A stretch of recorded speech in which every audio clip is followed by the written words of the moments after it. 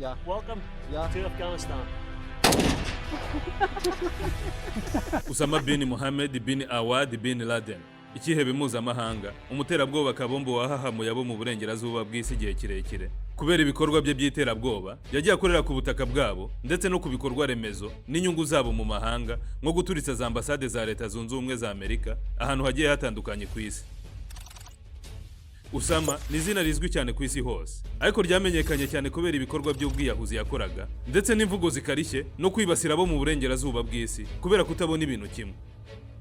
Iki kihebe mpuzamahanga kubera kwanga abo mu burengerazuba bw'isi bitewe n'ibikorwa bakorera ikiremwa muntu n'ibindi nk'uko we yabyivugiraga atarya imboga wa mugani. Kubera urwo rwango rero yafashe imbwa y'imwe ayita Clinton. Bill Clinton, uyu wahoze ari perezida wa Leta Zunze Ubumwe za Amerika, yamwitiriye imbwa ye yari atunze imwe rukumbi. Osama akaba yari umukuru w'umutwe w'iterabwoba wa Al-Qaeda. Uyu mutwe ukaba ari wo wamufashaga gushyira mu bikorwa ibyifuzo bye nko kugaba ibitero, icengeza amatwara n'ibindi. Bin Laden kubera guhigwa cyane yagiye aba mu bihugu bitandukanye, yihisha abanyamerika n'inshuti zabo ngo batamugwa gitumo, bakaba bamucakira bakamumanika cyangwa se bakamufunga. Uyu mukuru wa Al-Qaeda mu kugenda yihishahisha yabaye mu bihugu bitandukanye, harimo Sudan, Afghanistan ndetse na Pakistan. Aha muri Pakistan bivugwa ko ariho yaje kwicirwa ku itariki ya 2 Gicurasi muri 2011. Yicirwa mu gitero cyakozwe n'ingabo zidasanzwe z'abanyamerika na Visir, aho bivugwa ko bamwiciye mu rugo rwe aho yari atuye i Abbottabad muri Pakistan. Nyuma y'igitero cy'ingabo za Amerika ku rugo rwa Bin Laden i Abbottabad muri Pakistan, perezida wa Leta Zunze Ubumwe za Amerika muri icyo gihe, Bwana Barack Hussein Obama, yahise atangaza amashusho avuga ko igihugu cye kibifashijwemo n'ingabo zidasanzwe na Visir babashije guhitana umuterabwoba wa mbere ku isi wari warabazengereje, nyuma yo kumara igihe kinini bamuhiga ariko baramubuze. Good evening. Tonight, I can report to the American people and to the world that the United States has conducted an operation that killed Osama bin Laden, the leader of Al-Qaeda. Iyi nkuru ikaba yarashimishije abantu batandukanye cyane mu mpande zitandukanye z'isi, harimo n'ababuriye ababo mu bitero by'iterabwoba byo kuwa 11 Nzeri muri 2001. Ubwo abaterabwoba ba Al-Qaeda bakoze igitero cy'ubwiyahuzi kigasenya inyubako ebyiri z'imanga muri Leta Zunze Ubumwe za Amerika, ndetse bakagaba n'ikindi gitero ku nzu ikoreramo ibiro bikuru bya gisirikare by'ingabo za Leta Zunze Ubumwe za Amerika, Pentagon. Nyuma y'igihe kinini perezida wa Leta Zunze Ubumwe za Amerika atangaje urupfu rwa Bin Laden, ubu hari kumvikana inkuru nyinshi zivaho Bin Laden yari atuye i Abbottabad muri Pakistan, zivuga ko Osama bin Laden atigeze apfa kuko ingabo za Amerika zitamwishe. Bamwe mu baturanyi ba Osama bin Laden inzu ku yindi bemeza badashidikanya ko atapfuye, ko ingabo za Amerika zakoze igitero kuri iyo nzu bakekaga ko yabagamo, ariko ngo we akaba yari yarayivuyemo mbere y'uko bahagaba icyo gitero.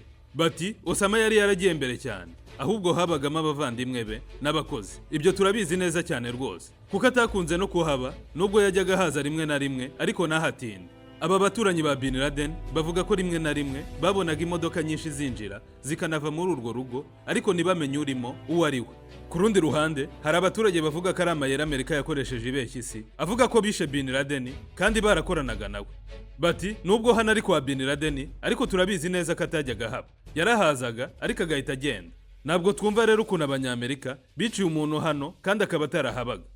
Aya makuru atangazwa n'aba baturage ahura neza n'amakuru y'ubutasi yibwe na Edward Snowden akaza kuyashyira hanze muri 2015. Aya makuru avuga ko ubu Osama bin Laden abarizwa mu birwa bya Bahamas, akaba yarahajyanwe na Leta Zunze Ubumwe za Amerika zimuhungisha itangazamakuru kugira ngo zibone impamvu yo kujya muri Afghanistan. Muri izo nyandiko z'ubutasi bivugwa ko Osama bin Laden yaba ahabwa ibihumbi 100 by'amadolari bya buri mwaka. Inzego z'ubutasi za Amerika zamubujije kwigaragaza ndetse no kuba yahirahira akajya mu bitangaza makuru. Aba baturage bavuga ko kandi habayeho igitero ku nzu ya Bin Laden cyamaze igihe gito cyane, kandi indege imwe y'abanyamerika bari bitwaje muri icyo gitero ikaba yaragisandariyemo kubera impanuka yakoze ubwo yagongaga inyubako mu ijoro cyabereyemo. Iki gitero cyakozwe n'ingabo za Amerika zidasanzwe na Visir. Bamwe bavuga ko batamenye ko cyabaye, ahubwo babonye abapolisi bafunga bakanagota agace ka Abbottabad aho Osama yari afite inyubako, bakanabona indege yashwanyutse, ariko ngo nta mirwano ihambaye bigeze bumva.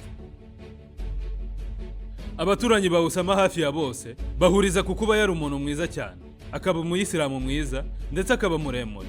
bati Osama yari umuntu wihariye, nta muntu n'umwe bameze kimwe, yasangiraga na bose, akicarana na bose, agasengana natwe ndetse tukanaganira, nawe yahezaga.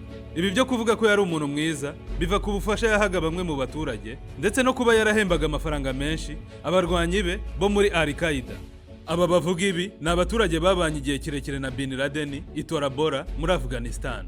Aha niho Osama bin Laden yabanje kuba mbere yo kwerekeza Abbottabad muri Pakistan. Dore aha ni muri Afghanistan mu gice kigizwe n'imisozi miremire kandi hanamye. Osama bin Laden akaba yarahihishe igihe kitari gito ahaba, anahakorera ibikorwa bye benshi bita iby'iterabwoba cyangwa se iby'ubwiyahuzi. Abandi bakavuga ko ahubwo yarwanyaga iterabwoba rikorwa n'Abanyamerika. Aha Dore yashinze ibirindiro bigari bya gisirikare ndetse aranabikomeza cyane, anahatoreza ingabo nyinshi n'abatasi ba Al-Qaeda yagiye akwirakwiza ahantu hatandukanye.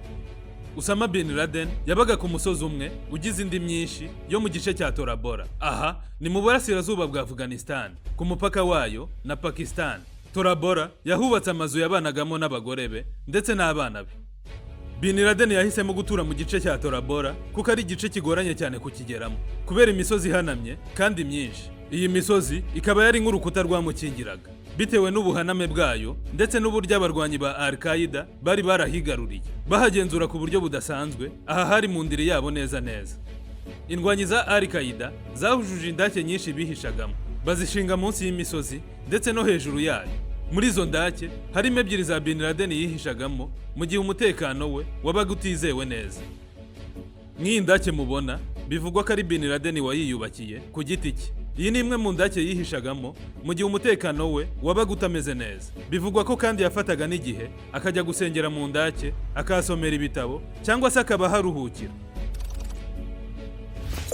Aha muri iyi misozi ya Dore ni naho Osama bin Laden yateguriye ibitero karundura yagabye ku nyubako ebyiri z'imanga muri Leta Zunze Ubumwe za Amerika akoresheje indege.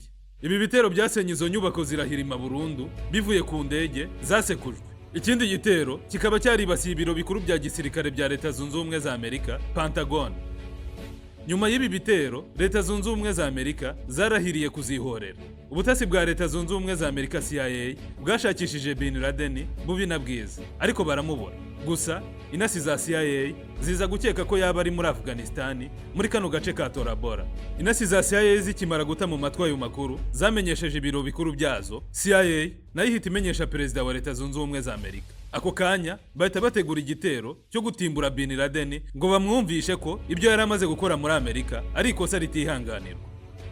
Igisirikare cya Amerika kirwanira mu kirere, US Air Force, cyahise cyohereza indege muri Afghanistan. Izi ndege zerekeje ku birindiro bikuru bya Al-Qaeda i Dore ahabaga Bin Laden. Zarashe zinasenya inyubako Bin Laden yabagamo, ariko we ararokoka. Abaturage bahoze baturanye nawe na n'ubu baracyatuye Dore. Aha Dore bavuga ko inyubako ya Bin Laden yarashweho n'indege yose igahita isenyuka, ariko aba baturage bavuga ko Bin Laden ntacyo yabaye kuko atarayirimo. Aba baturage kandi bavuga ko ingabo z'Abanyamerika zakoze ibitero byo mu kirere gusa, bakarasa kuri buri kintu cyose ku buryo Dore yasigaye ari amatongo. Ni ibitero byakozwe icyumweru cyose.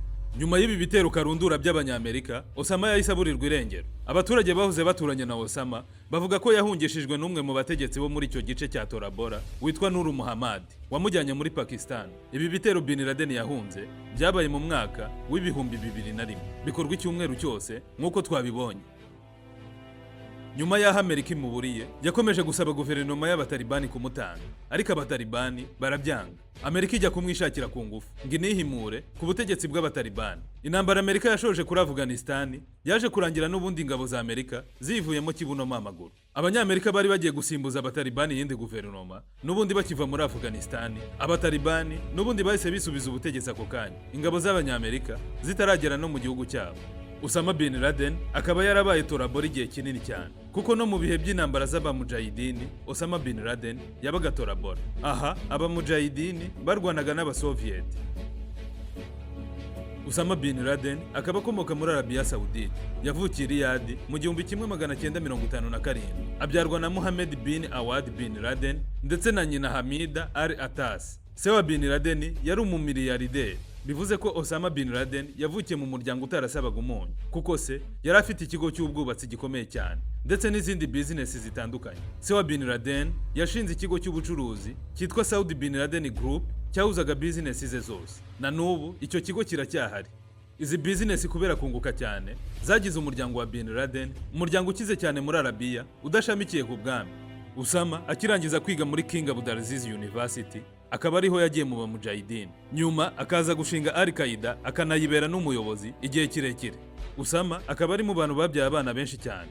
Abazwi ni 26, harimo nka Omar bin Laden, Hamza bin Laden, Khalid bin Laden, Sumaya bin Laden, Abdallah bin Laden, Miriam bin Laden ndetse n'abandi. Ku mazina y'abana be bose hagenda hiyongeraho bin Laden. Nimukibagirwe kugaruka kutwumva. Niba utarakora subscribe, kanda subscribe kugira ngo ibiganiro byacu bizabe bikugeraho ku buryo bwihuse.